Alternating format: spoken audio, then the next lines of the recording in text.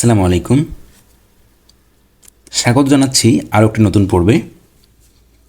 আজকের পর্বে আমরা লেসন 23 থেকে 26 পর্যন্ত তুলনামূলক আলোচনা করব। আপনারা হয়তো জেনেছেন, এর মধ্যে ভিডিওগুলো দেখে ফেলেছেন এবং পার্থক্যগুলো বুঝতে পেরেছেন।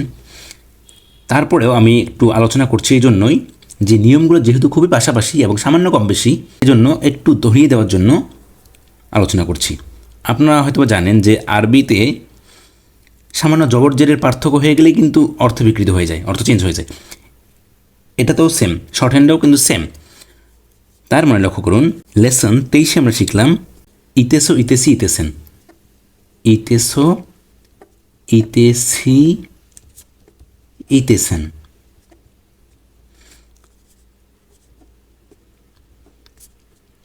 লেসন 24 শিখলাম আমরা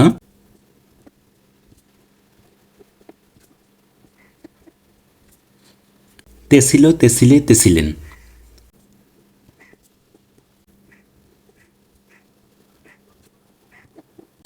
লেসন 25 শিখলাম ইয়াসো ইয়াসি ইয়াসেন।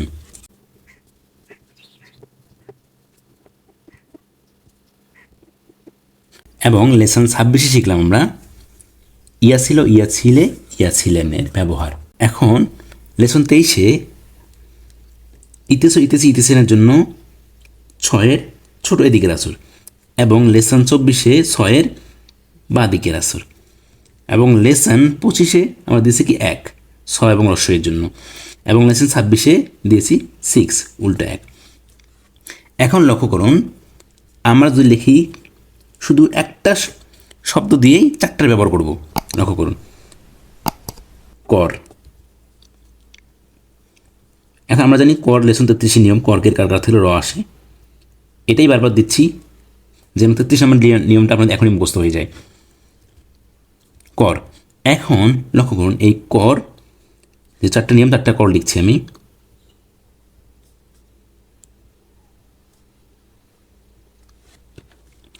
করের সঙ্গে আমি যদি প্রথম 23 নম্বর লিসেনের দেই, 6 এদিকে আচর দেই, তাহলে হয়ে গেল করিতেছো, করিতেছো। এখন যদি 6-এর বাঁ দিকে আচর দেই,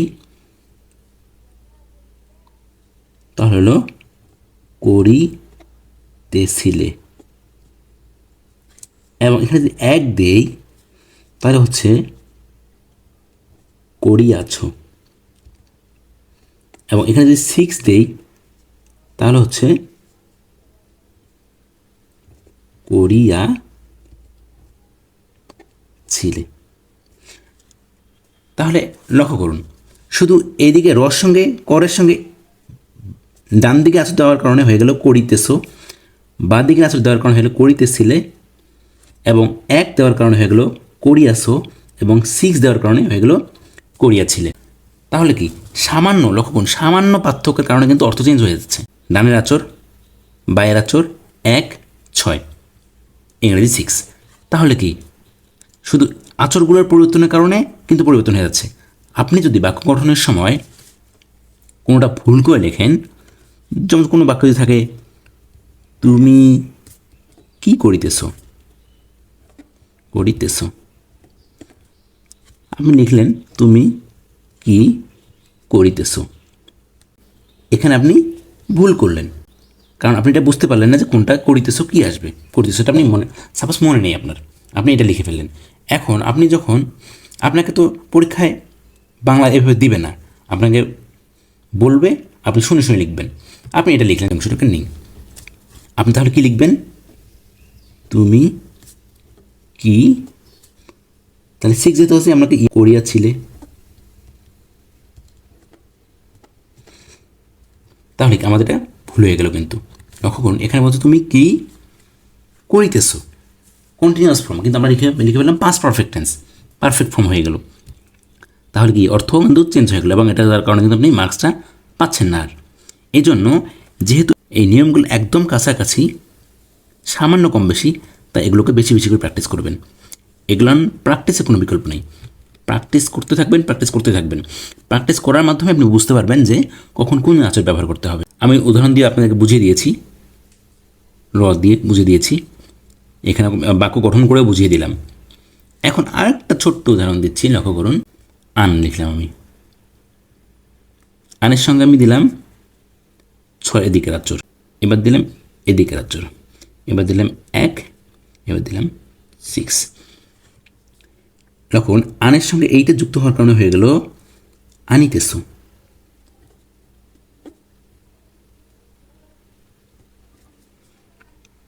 আনের সঙ্গে এইটা দেওয়ার কারণে হয়ে গেল আনিতেছিল।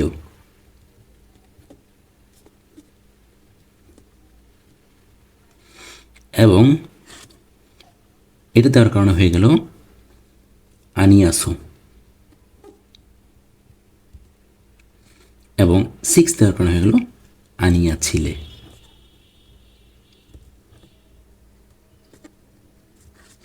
তাহলে আপনারা এই 4টা মনে রাখতে পারেন। শুধু মনে রাখবেন 6 ইতেছো ইতেছি ইতেছেন, বাদিকের 6 তেছিল তেছিলে তেছিলেন, 1 আনিয়াছো প্রেজেন্ট পারফেক্ট, 6 পাস্ট পারফেক্ট আনিয়াছিলে, ইয়া ছিল ইয়া ছিলে ইয়া ছিলেন। অথবা এটা মনে রাখতে পারেন প্রেজেন্ট কন্টিনিউয়াস 6-এর এদিকের আচর, পাস্ট কন্টিনিউয়াস 6-এর এদিকের আচর, প্রেজেন্ট পারফেক্ট 1, পাস্ট পারফেক্ট 6। শেষ। আপনারা যেটা যেভাবে মনে রাখতে পারেন। আশা করি আপনারা পার্থক্যটা বুঝে গিয়েছেন। বাক্যে গঠনের সময় প্রায় এই শব্দগুলো আসে এবং এগুলো পাবেনও আপনারা পরীক্ষা, আশা করি। তাই এগুলো আপনি বেশি বেশি করে চর্চা করুন। আজকে এ পর্যন্তই, দেখা হবে পরবর্তী ভিডিওতে।